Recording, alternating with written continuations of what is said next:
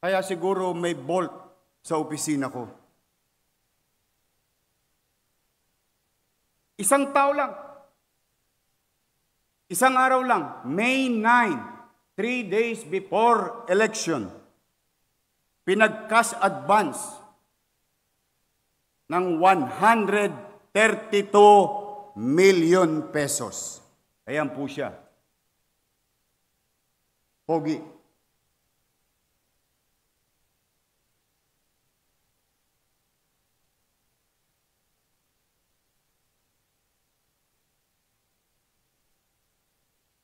Mind you, and let me repeat, in one day, 132 million pesos. Ang pangalan po niya, Jonathan Garso. Kahit na ipinagbabawal ng Omnibus Election Code, ang titigas niyo, ang lupit niyo, para kayong alkohol, wala kayong patawad sa mikrobyo. Basura kinukuha niyan eh. Isa pang mataas na opisyal ng City Hall, lilingunin natin sa tawag na Assistant City Administrator. Nag-transfer ng malaking pondo from General Fund patungong Trust Fund. Yorme, wala naman pong masama doon, nag-transfer lang pala. Anong ibig kong sabihin? Gumastos ng 683 million sa Trust Fund at bawal, hindi tama, hindi otorisado. Nung mabubuking na, inutusan mag-transfer from General Fund upang ibalik sa Trust Fund. Ang pera, 683 million pesos. Ayan po siya.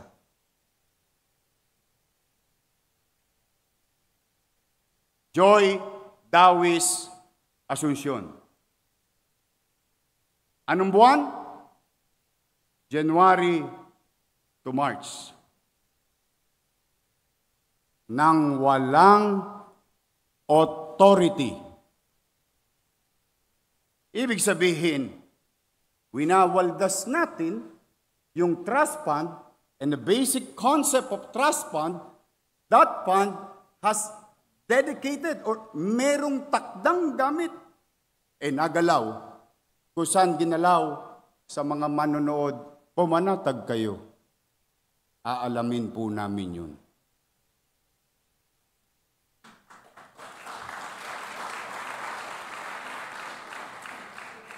Sa kasagsagan ng eleksyon, isang empleyado ng City Hall, ang pangalan Fernan Bermejo. Nag-cash advance ng 641 million pesos, Councilor Jong Isip.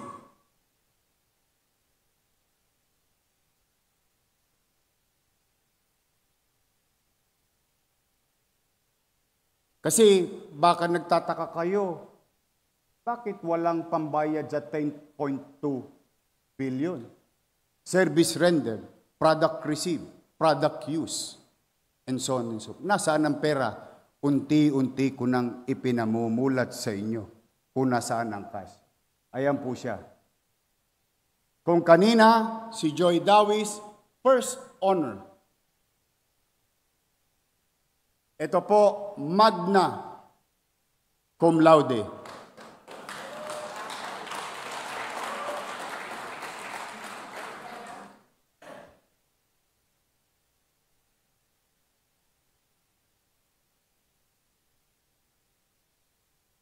Ang susunod, ang summa cum laude.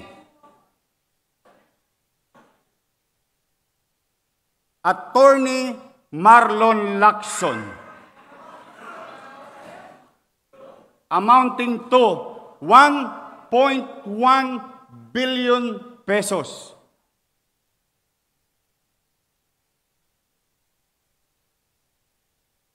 Sila ba'y may krimen na ginawa? Hindi ko po alam. Ano bang ginawa nila sa pera? Hindi ko pa po alam. Pero sigurado ako, one way or another, malalaman ko rin may nakinabang dito sa sesyon na ito.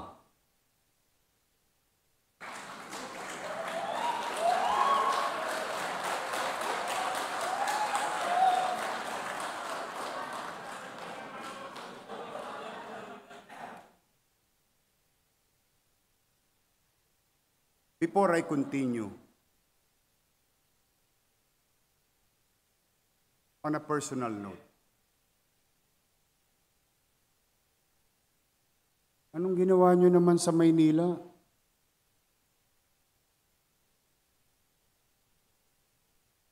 Wala na ba kayong konsensya?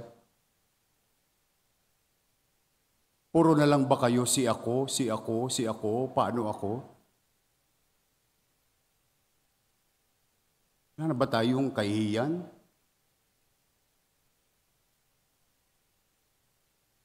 Nawala na ba sa atin yung pagmamalasakit sa kapwa? Puro kayo J.O. Tingnan niyo nangyari sa syudad. Makapagbintang pa kayo sa kampanya, wagas. Hindi ko lang talaga kayo pinatulan ng kampanya. Bakit? Ipinagpa sa Diyos ko. Bakit kayo pinagpa sa Diyos? Ang hirap ng paliwanagan, ang taong nagtetengang kawali. Salamat naman sa Diyos.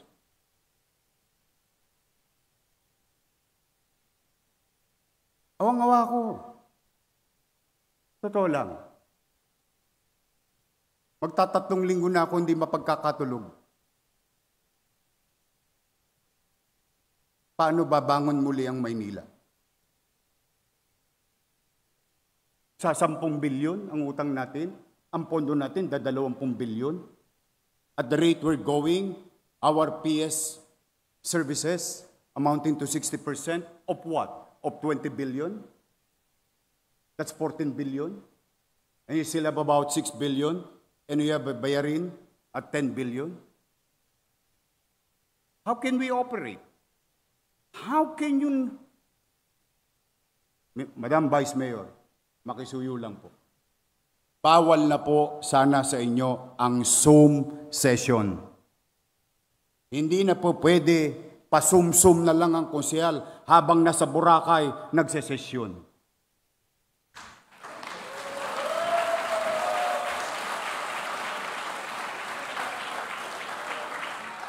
Ang sasarap nyo, ako hindi pa nakapunta sa Amampulo.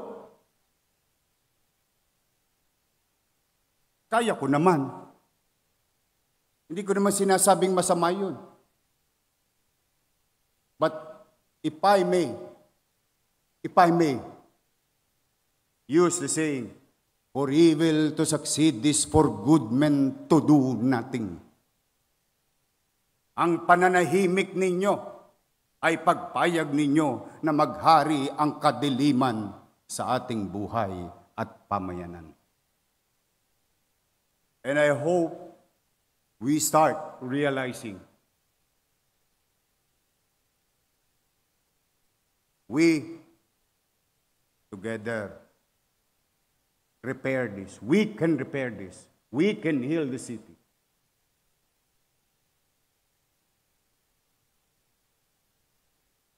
And if I may continue,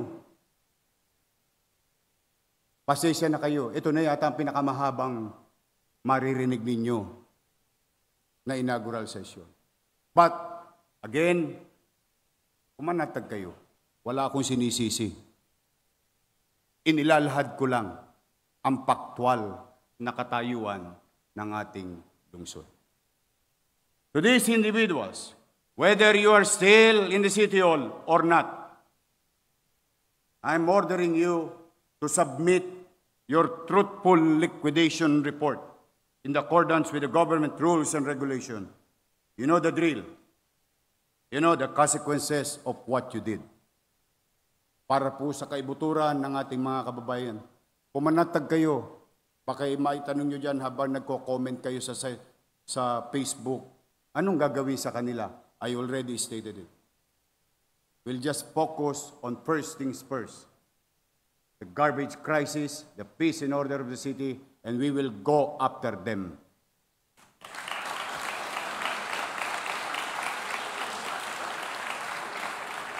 Isa pang symptoms na nasa ICU ng City Finances ay ang MTPB. Bago sa aking administrasyon na sinundan ko, the average income, yearly income of MTPB is 53.6 million pesos. Noong panahon ko, sa pamumuno ko,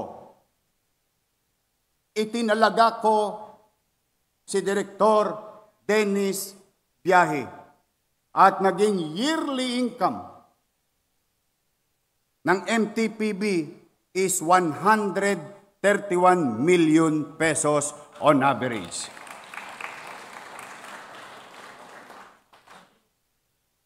Makikita ninyo, January to June, ang income bago nawala si Director Dennis Biyahe, nasa 73 million. On the same 6 months, ang naging income ng Maynila ay 56 million. You do the math. Saan napunta? Hindi ko po alam. Aalamin ko po. Pero, today, we have to give justice to a person because there is grave injustice done to him. Ipinagpasinungaling na siya ay tinanggal.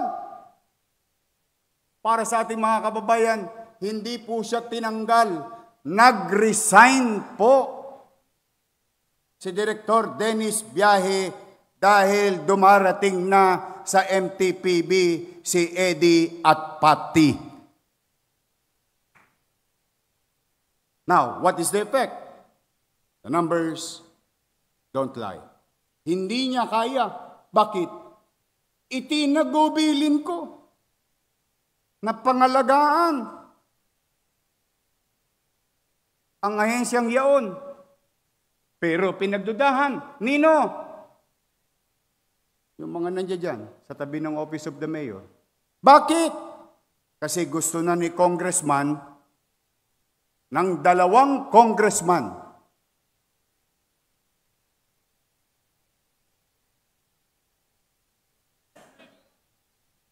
na kopoin ang parking sa syudad. At yung kanilang mga kasapakat na barangay chairman, humanda na kayo. Dala ko na ang latigo sa mga barangay chairman na yan. Saan ka nakakita? For the first time in history, not even Lito Atienza, not even Lim, not even Erap, not even Lopez, not even Bagaching, not even in the lifetime of all mayors in the city of Manila, na pinayagang makialam ang congressman sa mga lokal na pagpapatakbo ng pamahalaan. Ano naging resulta? Na warde-warde ang ating syudad.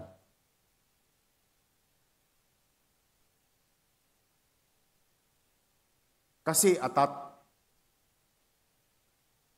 saan? Maalala ko nga, may nagsabi doon, gusto ko maging bilyonaryo.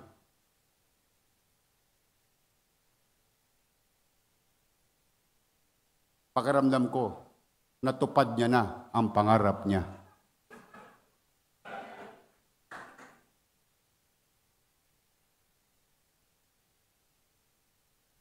Pero kayo, na mga konsehal, kung sino man, J.O. lang kayo. I never taught you that way. So ulitin ko, hindi tinanggal si Direktor Dennis Biyahe. Si Direktor Dennis Biyahe nag-resign kasi hindi niya kayang isubo yung isinusubo sa kanya na siya namang naging resulta ng mga numerong ito. Ano ang katotohanan sa job order? Parang sinisilihan yung ibang konsyal dito.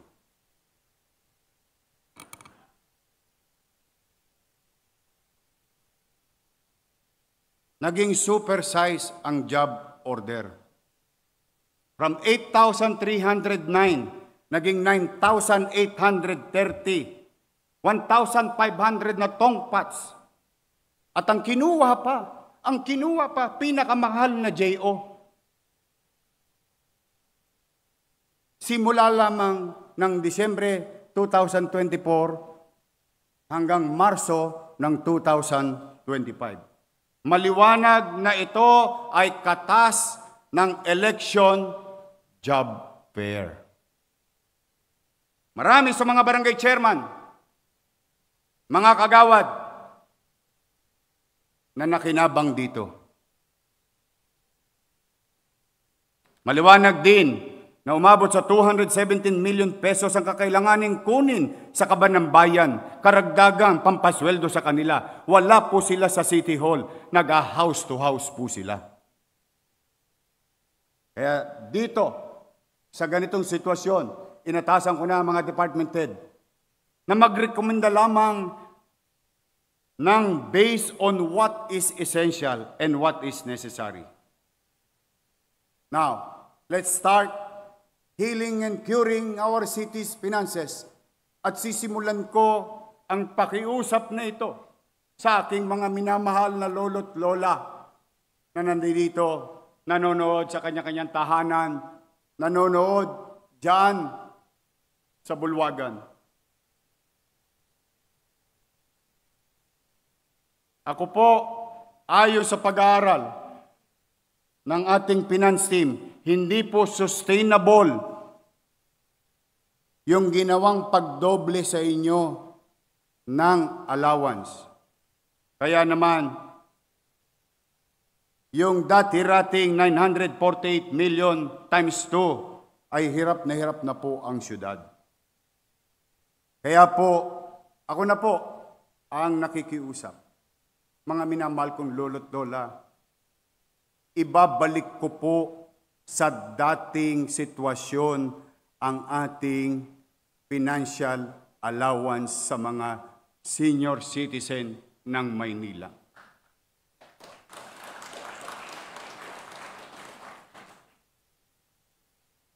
Ngunit, ibabalik ko din yung tinanggal nila ng mga senior citizen na hindi botante. Yung senior citizen, saan ka nakakita allowance na po forfeit? Ang sabi daw, forfeited. Sa mga minamahal kong lolo't lola, pumanatag kayo. Ibabalik ko, botante hindi, makuha hindi. Maglulubi-lubi ulit tayo sa lungsod ng Maynila. Mga lolo't lola ko. At ibabalik ko rin sa inyo ang mga tinanggal. Sabi nga ni Vice Mayor Chi, yung cake na naging cupcake. Lahat ng bagay na sinimulan ko, ibabalik ko muli sa inyo, mga minamahal kong lolo't lola.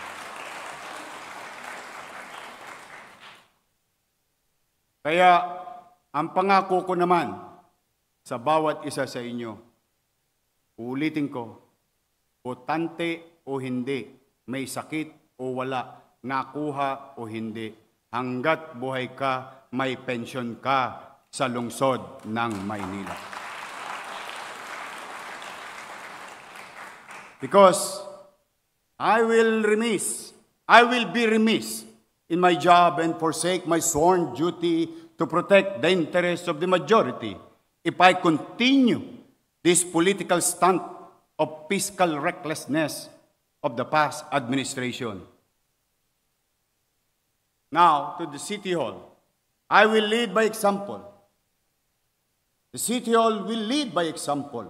Habang inaayos natin ang pananalapi, napakarami rin pwedeng magawa.